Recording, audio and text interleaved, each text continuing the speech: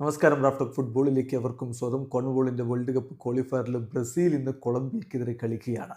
ഇന്ന് രാത്രിയാണ് ബ്രസീലിൽ മത്സരം. നമുക്ക് പക്ഷേ സാങ്കേതികമായി നാളെ പുലർച്ചെ ഇന്ത്യൻ സമയം 6:15 കളി ആരംഭിക്കുക.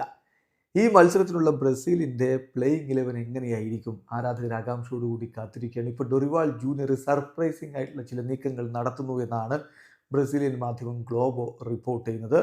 രണ്ട് സ്ട്രൈക്കർമാരെ വെച്ചുകൊണ്ട് 4-4-2 ഫോർമേഷനിൽ ടീമിനെ ഇറക്കാനാണ് അദ്ദേഹം പദ്ധതിയിടുന്നത്. ഒരു സ്ട്രൈക്കർ അത് ജാവോ പെഡ്രോ ആയിരിക്കും. കഴിഞ്ഞ ദിവസത്തെ ട്രെയിനിങ്ങിലൊക്കെ സാവിഞ്ഞോ, അതുപോലെ റോഡ്രിഗോ, വിനി, റാഫീഞ്ഞ ഇങ്ങനെയുള്ള ഒരു അറ്റാക്കിംഗ് ക്വാർട്ടറ്റിനെ പരീക്ഷിച്ച കോച്ച് ഇന്നലത്തെ ട്രെയിനിങ്ങിൽ കാര്യങ്ങളങ്ങ് ഷിഫ്റ്റ് ചെയ്തു. പ്രത്യേകിച്ച് കൊളംബിയയുടെ ഡിഫൻഡർമാരുടെ കാര്യം കൂടി പരിഗണിച്ചുകൊണ്ടാണ് ഈ മാറ്റം എന്നാണ് ഇപ്പോൾ ഗ്ലോബോ റിപ്പോർട്ട് ചെയ്യുന്നത്. അവർ വളരെ ഫിസിക്കലായിട്ട് കളിക്കുന്ന താരങ്ങളാണ്. അവരോട് കളിക്കുമ്പോൾ ജാവോ പെഡ്രോ ഉപകാരപ്പെടും എന്നുള്ള പ്രതീക്ഷയിലാണ് കോച്ചുള്ളത്. 4-4-2 ഫോർമേഷൻ എന്ന് പറയുമ്പോൾ അതിൽ ശ്രദ്ധിക്കേണ്ട കാര്യം, ബിനി ജൂനിയർ സെക്കൻഡ് സ്ട്രൈക്കറായിട്ട് ജാവോ പെഡ്രോക്കൊപ്പം കളിക്കും. പിന്നെ ബ്രസീലിൻ്റെ മധ്യനിരയിലായിരിക്കും റോഡ്രിഗോയും അതുപോലെ റാഫീഞ്ഞയും ഒക്കെ ഉണ്ടാവുക.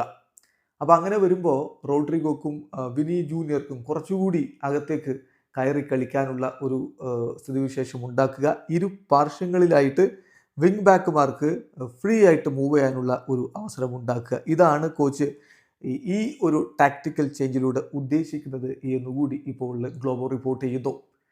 ബ്രസീലിൻ്റെ പ്ലേയിങ് 11 ഇങ്ങനെയാവും എന്നാണ് ലഭ്യമാവുന്ന സൂചന. ഗോൾ കീപ്പറായിട്ട് ആലീസൺ, ഡിഫൻസിൽ വാൻഡേഴ്സിനും മാർക്കിഞ്ഞോസും ഗബ്രിയൽ മെഗല്ലസും ഗുയർമെ അരാനയും, മധ്യനിരയിലേക്ക് വരുമ്പോൾ ബ്രൂണോ ഗൈമറസും ഗേഴ്സണും ഒപ്പം റോഡ്രിഗോയും റാഫീഞ്ഞയും. ഇതാണ് ഇപ്പോഴത്തെ പ്ലാൻ.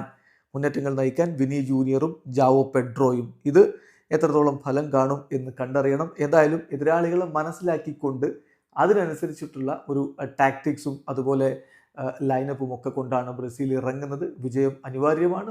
ഇപ്പോൾ 5ാം സ്ഥാനത്താണ് വേൾഡ് കപ്പ് ക്വാളിഫയറിൽ ബ്രസീൽ ഉള്ളതെങ്കിൽ ബ്രസീലിനേക്കാൾ 1 പോയിന്റ് കൂടുതലുള്ള കൊളംബിയ 4ാം സ്ഥാനത്താണ്. വീഡിയോ അവസാനിക്കുന്ന ഫുട്ബോൾ ലോകത്തെ കൂടുതൽ വിശേഷങ്ങളുമായി റാഫ്റ്റോക്സ് വീണ്ടും എത്താം.